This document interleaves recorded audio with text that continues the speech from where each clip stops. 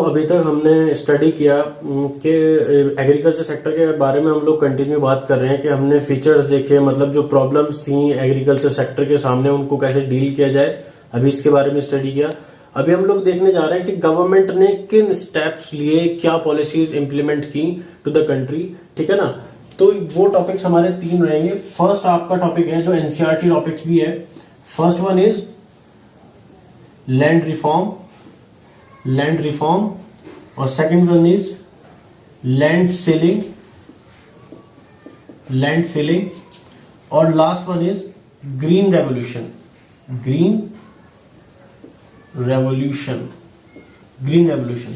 इस वीडियो में हम लोग बात करेंगे लैंड रिफॉर्म की एंड नेक्स्ट वीडियो में हम लोग इसे फिनिश आउट कर देंगे टॉपिक को, लैंड सेलिंग और ग्रीन रेवोल्यूशन को, और फर्दर टॉपिक्स हम लोग स्टडी करेंगे। एग्रीकल्चर सेक्टर का कंटिन्यू हो जाएगा।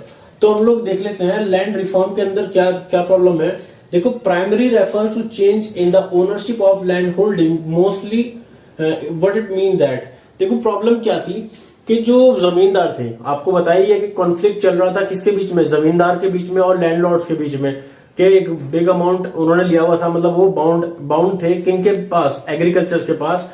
एग्रीमेंट में फंसे हुए थे कि उन्हें लगान पे करना पड़ता था और पेमेंट करने पर, क्योंकि हो सकता है कि उन्होंने मतलब लोन लिया है, उसको चुकाने के लिए क्या करना पड़ता है, आपको इंटरेस्ट पे करना पड़ता है। बट जब आपके सामने ऑप्शन नहीं होता, तो हाई रेट ऑफ इंटरेस्ट भी अगर आप पे कोई इंप्लीमेंट कर रहा है तो आपको पेमेंट करना पड़ेगा, ठीक है ना। तो इस तरह के इश्यूज थे, तो इनसे डील करने के लिए गवर्नमेंट ने एक ऑप्शन निकाला। गवर्नमेंट ने देखा कि कुछ लोगों के पास, कुछ स्पेसिफिक पीपल्स के पास ही पूरी जो जमीन है, लैंड एक्वायर है, इसको कैसे रिमूव किया जाए। देखो, इससे एक ऑप्शन हो सकता है कि जब आप बहुत छोटे छोटे पार्ट में किसी चीज को डिवाइड कर देते हो, ठीक है ना, कि सीलिंग कर देते हो किसी लैंड की। सीलिंग का मतलब होता है एक छोटी छोटी लिमिट बांध देते हो, मतलब आप इतने अमाउंट से ज्यादा अपने पास लैंड नहीं रख सकते, ठीक है ना। तो इस तरह के केसेस को सॉल्व करने के लिए कि अगर ज्यादा ओनर्स होंगे पूरी इकोनॉमी में, तो ज्यादा एक स्टैब्लिशमेंट होगा किसी भी इकोनॉमी का, और जब सम स्पेसिफिक पीपल्स होंगे तो इन्वेस्टमेंट भी वही लोग कर सकते हैं, और जब ओनर ज्यादा होंगे तो इन्वेस्टमेंट भी ज्यादा करेंगे। तो एक माइंडसेट था गवर्नमेंट का इसके लिए, इसीलिए लैंड रिफॉर्म किया गया। देखो, लैंड रिफॉर्म के लिए क्या था कि जो लोग क्या थे, ओनरशिप थी लैंड होल्डिंग्स की कुछ लोगों के पास थी, इसको चेंज करने का सोचा गवर्नमेंट ने, कहा कि इसको चेंज किया जाए। अब सामने कंडीशन क्या थी कि मोस्टली डिपेंड्स ऑन एग्रीकल्चर। लोग बाग किस पे डिपेंड थे, एग्रीकल्चर सेक्टर पे ज्यादा डिपेंड थे।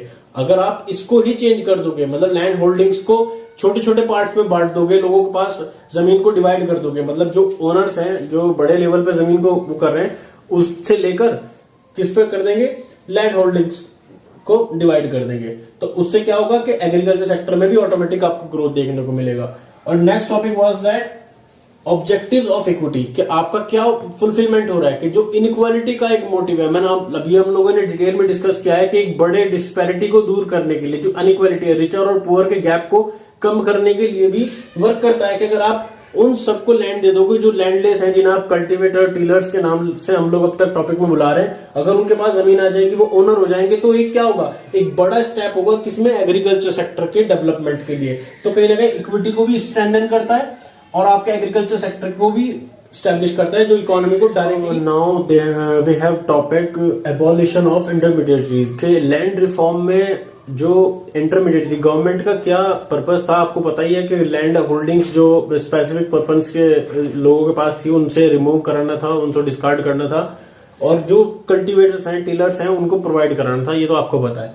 Now the second purpose is abolition of intermediary, जो बीच के जो इंटरमीडिएटरीज, मतलब जो डायरेक्ट गवर्नमेंट और टिलर्स के बीच में जो भी बीच में इंटरमीडिएटरी, उनको कैसे रिमूव किया गया, उन्हें कैसे डिस्कार्ड किया गया, उसके बारे में देखते हैं। फर्स्ट पॉइंट है आपका give ownership of land as incentive to actual tillers, कि जो बेसिकली कल्टीवेटर्स थे, वर्क कर रहे थे, उनके पास जो लैंडलेस थे, वो लोग जो एक्चुअली एक्सप्लॉयटेशन का शिकार हो रहे थे, उनको डायरेक्टली गवर्नमेंट ने एज इंसेंटिव लैंड दे दी कि आप जो आप जमीन को बोल रहे हो कि आज से आप लोग इसके ओनर डायरेक्ट, कि विदाउट परमिशन गवर्नमेंट ने ये अलाउ कर लिया कि उन लोगों को जमीन देनी है, वो सब जमीन उन्हीं की हो गई, ठीक है ना। फर्स्ट ये बड़ा एक स्टेप था। और second is direct contact with government, कि 200 लाख जो कल्टीवेटर है वो डायरेक्ट कॉन्टेक्ट में आ गए इससे, किसकी, गवर्नमेंट के। एक बड़ा अचीवमेंट था जो गवर्नमेंट का, कि उनको मेजर किया जा सकता था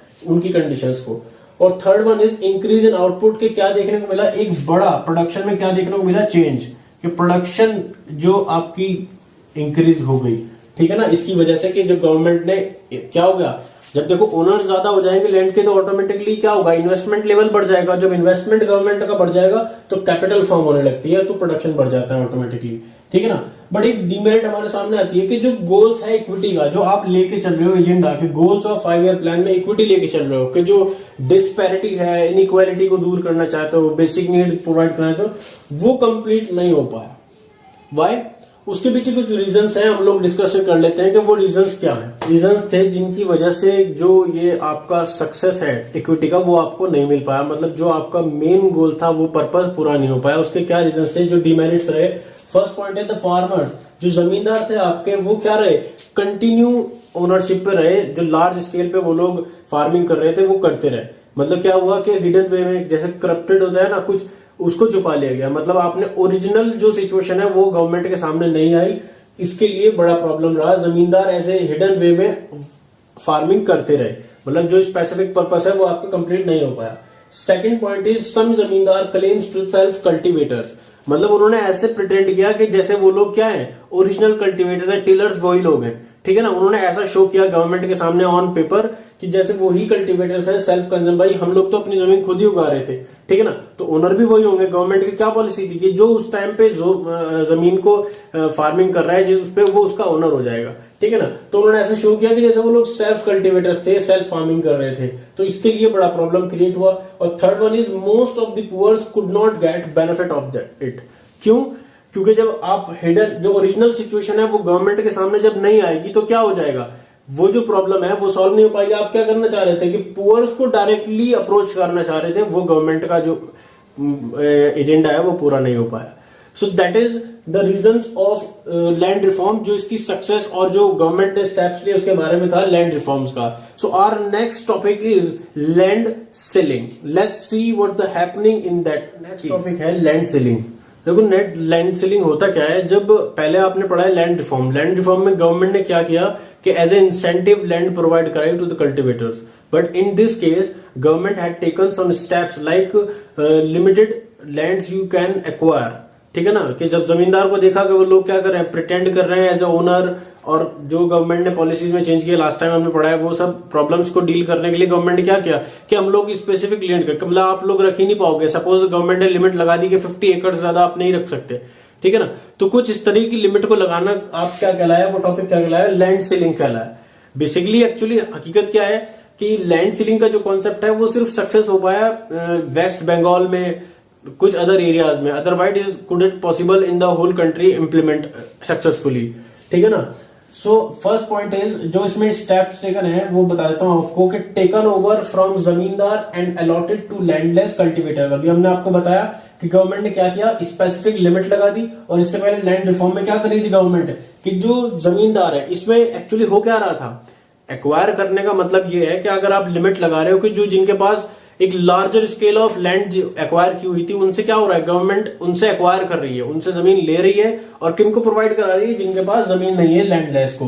तो गवर्नमेंट का जो वर्किंग है वो इसमें छुपा हुआ था कि जो लैंड सीलिंग का एक्चुअली पर्पस क्या था कि उनको लैंड ही प्रोवाइड कराना था, कि जो लैंड रिफॉर्म के अंदर जो कमी रह गई थी उसको एक्चुअली डन करना था इस कॉन्सेप्ट से, ठीक है ना। Second one is reduce the concentration of land ownership in few hands. ये भी आपको बताया गवर्नमेंट का मेन पर्पस क्या है कि जो कुछ स्पेसिफिक ओनर थे, सिर्फ उन्हीं के पास जमीन थी। अगर इन्वेस्टर्स देखते हो गवर्नमेंट के पर्पस से तो वही इन्वेस्टर थे, तो इन्वेस्टर्स को की जो काउंटिंग है उसको बढ़ाने के लिए भी किया जा रहा है एक तरीके से, कि जो रिड्यूस कर रही है गवर्नमेंट किसको, कंसंट्रेशन ऑफ लैंड को बढ़ा रही है, मतलब उसको घटा रही है कि जो बहुत कम रैंकिंग हो गई थी ओनरशिप की उसको बढ़ा रही है कि ओनर ज्यादा होंगे तो इन्वेस्टर ज्यादा होंगे। अभी आपको बताया मैंने, ठीक है ना। तो ये मेन पर्पस थे। 2 और पॉइंट है जो इसके अंदर लैंड सीलिंग के इंपॉर्टेंट है, उनको मैं आपको बता दूं। It is a very important topic for the regarding second chapter of NCERT in the CBSE syllabus of class 12th। Third point is help to promote equity. First I am writing down, then we can discuss, ठीक है ना। help to promote equity, और fourth one is to delay to delay in the implement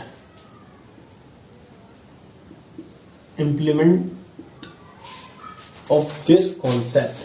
तो help to promote मतलब equity जो आपका concept है, goals of 5 year plans में जो इक्विटी का कॉन्सेप्ट है, अगर इक्विटी सक्सेसफुल होता है, आपको पढ़ा है इक्विटी में कि इक्विटी के सक्सेस का मतलब है कि अदर जो 3 रिमेन्स गोल हैं वो भी सक्सेस हो जाएंगे। और नेक्स्ट कि अगर इक्विटी, अगर आपका ये लैंड सेलिंग सक्सेस है तो आप इनडायरेक्टली कह रहे हो कि इक्विटी को सक्सेस मिल रही है, उसको प्रमोशन मिल रहा है, ठीक है ना। और फोर्थ में डिले इन इम्प्लीमेंटेशन। एक्चुअली हुआ क्या, जैसे हम लोगों ने लैंड रिफॉर्म में लास्ट पॉइंट पढ़ा है कि आप सक्सेसफुली उसे इंप्लीमेंट ही नहीं कर पाए due to the pretending of zamindar. उन्होंने अपनी जमीन छुपा ली और एज ए सेल्फ कल्टिवेटर अपना आपको शो किया गवर्नमेंट के सामने। ऐसे ही इसमें हुआ कि क्या था कि जब एक्वायर कर ली गवर्नमेंट ने जमीन और उसको क्या किया कि कुछ टाइम तो लगता है ना कि पेपर वर्क करने के लिए गवर्नमेंट को टाइम चाहिए होता है, कि जितना भी टाइम था तो कल्टिवेटर्स ने क्या किया, जो जमींदार थे उन्होंने डिले किया उसको रजिस्ट्रेशन करने में, जिससे क्या हुआ उन्हें टाइम मिल गया कि अपने पेपर्स को अपने नाम कराने का, कि अलग अलग रिलेटिव्स में, अपने जो फ्रेंड्स हैं उस सर्कल में, उन लोगों के नाम उन्होंने जमीनें कर दी, ताकि क्या होगा कि जो उनकी अपनी जमीन है वो बच जाए, ठीक है ना। तो उन्होंने क्या किया, डिले जो किया उसके इम्प्लीमेंटेशन में, उसकी वजह से इसका एक अनसक्सेसफुल पार्ट आपको देखने को मिला। मतलब होल कंट्री में आप इंप्लीमेंट नहीं कर सके लैंड सीलिंग को। ऐसा ही आपके लैंड रिफॉर्म के साथ हुआ या ऐसा ही लैंड सीलिंग के साथ हुआ। So it is a very important topic regarding this. So in the next video we will continue with the green revolution and other 2 sectors for the implementation of goals of 5 year plans regarding this. I hope you understand this video and I'm trying to well. So if you like this video, so please share and subscribe to our video. Thank you.